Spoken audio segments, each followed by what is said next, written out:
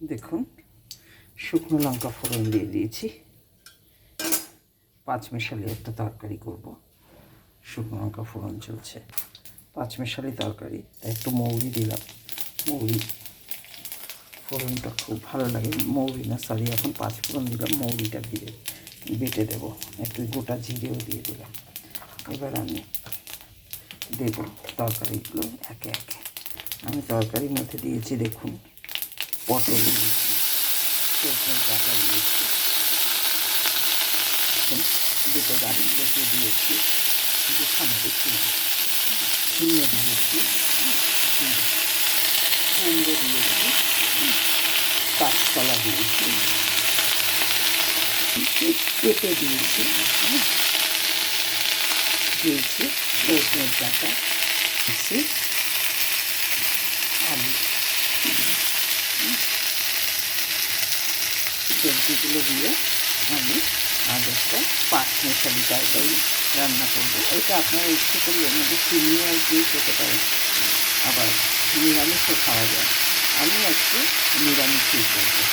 এর মধ্যে একটু ঘি গরম মশলা দেবো, আর কাঁচা লঙ্কা চিড়ে দেবো, আর আদা বাটা দেবো, আর নামানোর সময় একটু মৌরি বাটা দেবো, দিয়ে আমি আজকে রান্না করবো।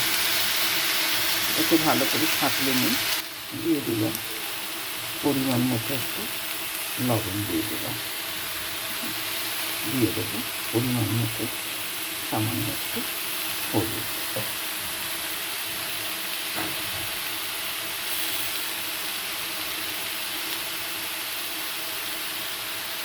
একটু ভালো করে সাঁতলে সাঁতলে ভেজে ভেজে নেব,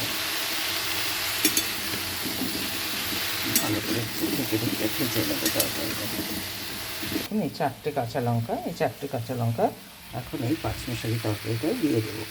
দিয়ে দিলাম চারটে কাঁচা লঙ্কা, দিয়ে দিলাম একটা গুড়ের বাতাসা, দিলাম একটা পাতিলেবু, পাতিলেবুটা দিয়ে দিলাম, এর জন্য একটা আলাদা টেস্ট হয়।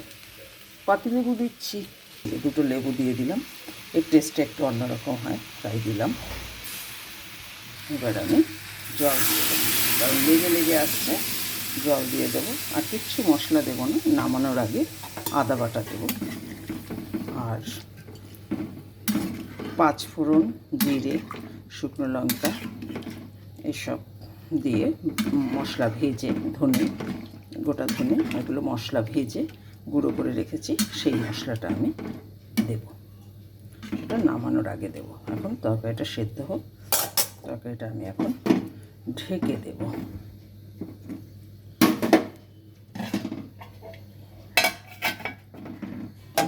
এই আদাটা একটু ঘষে দেব নামানোর আগে দিয়ে। দেখুন আদা ঘষে দিয়ে দিলাম, এই যে আদাগুলো দেখা যাচ্ছে। লঙ্কার তরকারি তাই সাদা সাদা দিয়ে দিলাম ভাজা মশলা, ধনে, জিরে, মৌরি, এগুলো দিয়ে গোটা ধনে, গোটা জিরে, মৌরি এগুলো দিয়ে মশলা ভেজে, শুকনো কলায় ভেজে এটা গুঁড়ো করে রেখেছিলাম, সেই ভাজা মশলাটা একটু দিয়ে দিলাম। হয়ে গেল আমার পাঁচমেশালি তরকারি। আপনারা করে খেয়ে দেখবেন, অল্প মশলা অল্প দেবে, ভালো হবে।